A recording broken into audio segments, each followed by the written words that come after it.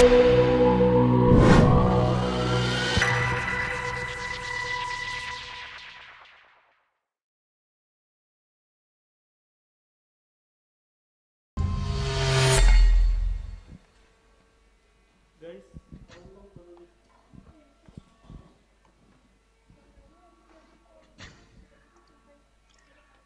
berasal dari Kota Padang, kota yang terkenal dengan rendangnya dan juga kota yang dikenal dengan kota pendidikan. Di kota ini juga saya punya cerita membangun startup saya dan melihat sendiri bagaimana perbandingan membangun startup di kota dan di daerah di Kota Padang.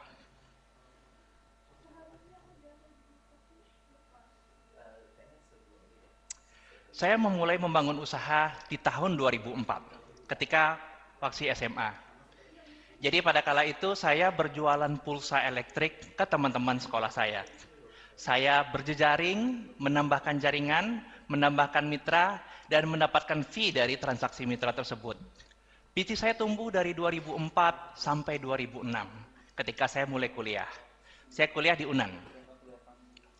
Di 2006, saya berpikir untuk mengembangkan usaha saya dengan membeli teknologi baru yaitu server sendiri dan software sendiri. Namun, karena teknologi tersebut tidak tersedia di Padang, saya pergi ke Jakarta untuk menjemput barang dan teknologinya.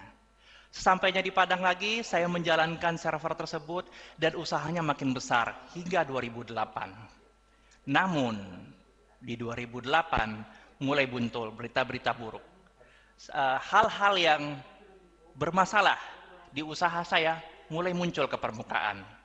Seperti masalah manajemen keuangan, masalah manajemen orang, dan juga masalah-masalah lain sampai saya pernah ditipu oleh partner bisnis saya sendiri.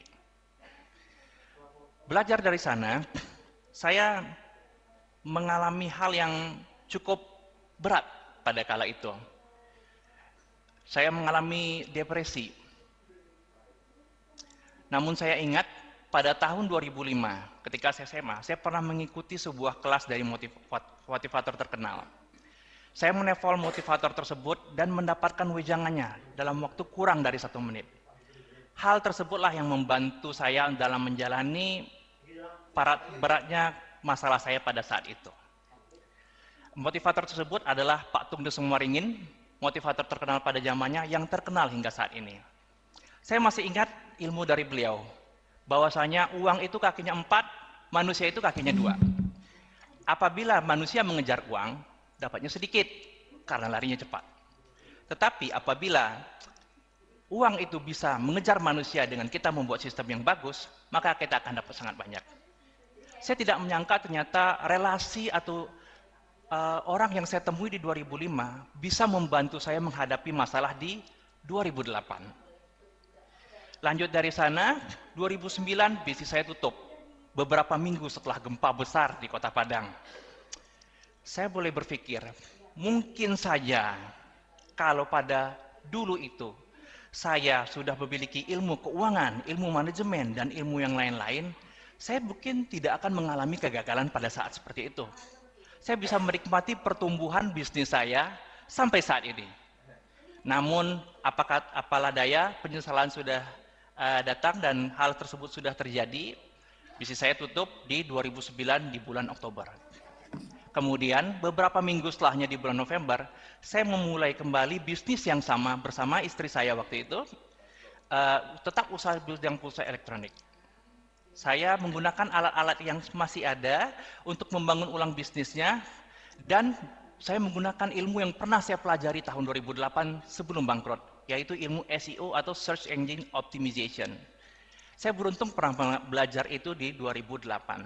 Di 2009 saya praktekkan, namun sepertinya ilmu itu sudah out of date. Saya mencari dan mengulik lagi, apa kira-kira yang bisa saya kembangkan untuk bisnis saya. Dan saya belajar SEM, Search Engine Marketing. Atau yang bisa diistilahnya beriklan di mesin pencari di Google atau Google Ads. Pada tahun 2009, karena tidak ada bisnis server pulsa lain yang menggunakan teknologi yang sama, saya mendapatkan kenaikan penjualan ratusan kali lipat. Penjualan saya hampir sama sebelum saya bangkrut. Saya beruntung Mungkin apabila saya tidak belajar tentang SEO di 2008, saya tidak akan menikmati pertumbuhan bisnis saya di 2009. Saya terus belajar di tahun-tahun berikutnya. Karena waktu itu masih sangat terbatas, saya belajar di sebuah website yang namanya Open Forum. Saya belajar dari artikelnya, mengcopy artikelnya, menyimpan artikelnya. Dari 2012 sampai 2016, semua artikelnya itu saya arsipkan sendiri. Saya berharap semua ilmu yang saya pelajari di sini bisa bermanfaat untuk suatu saat nanti, sama seperti ilmu-ilmu yang saya terapkan sebelumnya. Kemudian di 2017 dan 2018, bisnis saya makin bertumbuh. Saya bisa meninggalkan bisnis saya dan pergi ke Jakarta untuk belajar. Disinilah saya menemukan bahwasanya ada gap yang sangat besar antara Kota Padang dengan ibu kota. Di Jakarta, saya bisa dengan mudah menemukan 10 acara satu hari dari sebuah website atau aplikasi yang namanya eventbrite.com. Saya bisa menemukan 1000 acara dalam waktu 1 tahun dan pernah mengikuti 25 acara dalam 30 hari ketika saya berada di Jakarta. Dengan mudahnya, saya bisa bertemu dengan artis Christian Sugiono yang juga sebagai pelaku creativepreneur, malesbanget.com pada saat itu. Saya bisa bertemu dengan CEO dari Lazada. Saya bisa bertemu dengan eksekutif-eksekutif lainnya yang membawa ilmu-ilmu baru bagi saya sejak saat itu. Namun, ketika kembali ke Padang, semuanya berubah. Saya membuka eventbrite.com dan hanya menemukan 1 acara dalam 1 tahun. Sebuah perbandingan yang sangat luar biasa besar. 1000 acara lebih di Jakarta dengan 1 acara di Padang. Itu hanya 0,1%-nya di Kota Padang. Dari sana, saya berinisiatif membangun Startup Kito. Sebuah komunitas startup yang saya dirikan bersama teman saya Albert Harrison, yang orang Padang kuliah di Jakarta, yang saya temui dari sebuah game online. Dan Abdul Hafiz, teman saya juga di SMA. Siapa sangka orang yang saya temui di SMA dan di game online bisa membuat sebuah komunitas. Harapan kami adalah bisa menjembatani gap yang besar tadi, yang dari 0,1% menjadi lebih baik. 15 Maret 2018, startup kita berdiri dan terus membuat event-event gratis untuk membantu perkembangan bisnis dan startup hingga saat ini. Berenang. Saya waktu kecil sering diajak berenang oleh orang tua saya ke pantai di Kota Padang, ya karena kita tinggal di daerah pesisir. Saya menemukan banyak sekali persamaan antara berenang dengan bisnis. Saya juga menemukan persamaan antara berenang di daerah. Ada gapnya dengan berenang di kota besar. Di kota besar, fasilitas berenang lengkap. Kedalaman kolam, fasilitas, alat-alat lengkap. Di kota kecil, di daerah, terbatas. Mentor di ibu kota banyak. Di kota kecil, terbatas. Saya juga menemukan persamaan antara bisnis dengan berenang. Jadi di dalam bisnis, kita itu suka pergi ke laut yang dalam.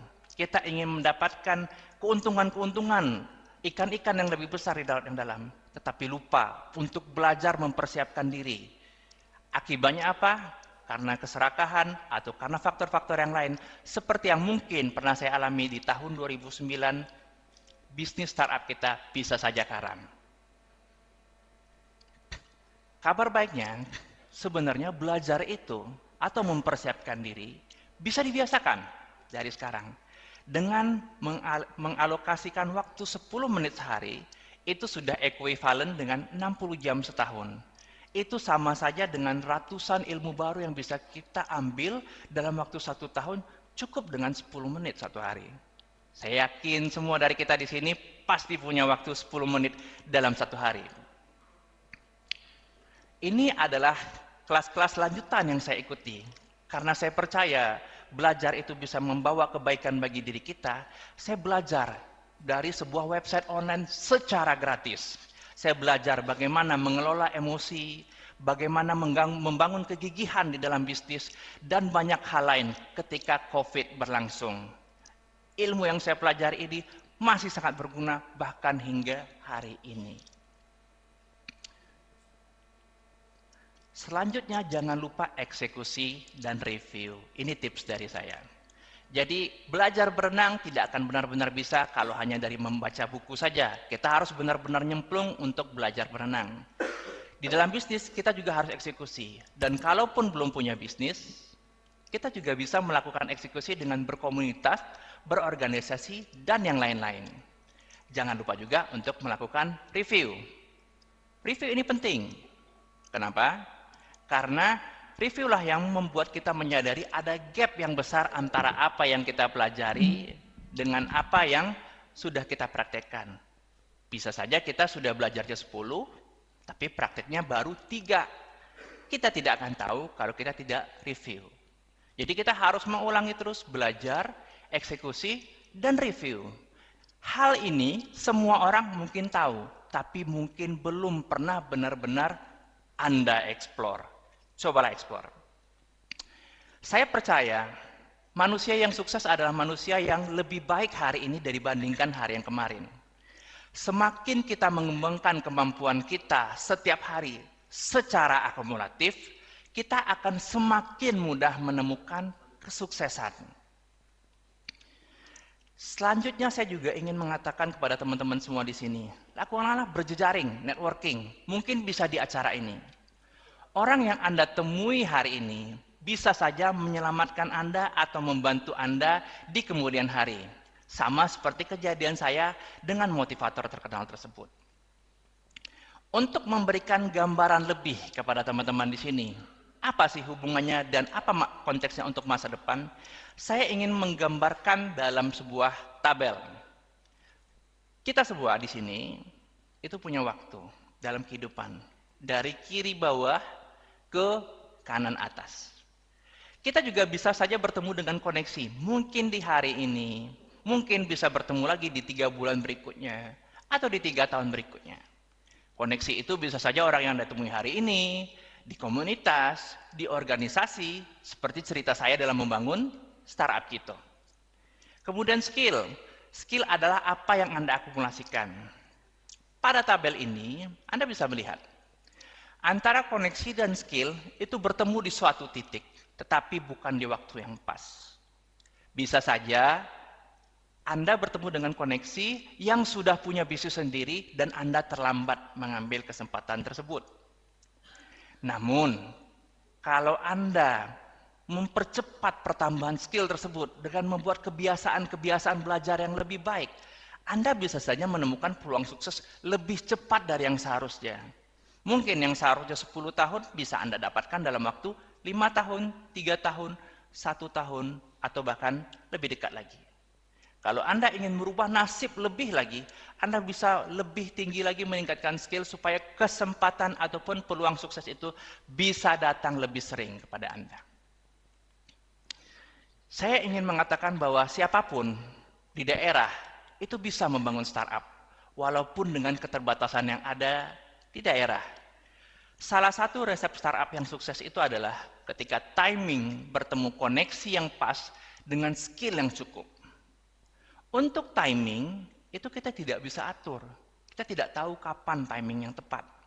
Tapi kalau kita sudah punya startup, kita nanti akan menemukan timing tersebut. Kemudian koneksi. Koneksi itu tidak bisa kita kontrol. Kita tidak bisa mengatur kapan kita akan bertemu dengan orang-orang baru. Namun skill itu bisa kita kontrol.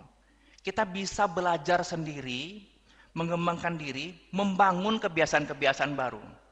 Konteks di sini dalam mengembangkan skill itu bukan hanya mengikuti kegiatan-kegiatan seperti ini, tetapi belajar di rumah, membaca buku, menonton video, mendengarkan podcast, dan lain-lain.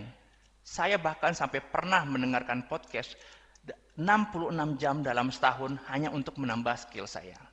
Saya yakin hal tersebut bisa dilakukan oleh semua orang.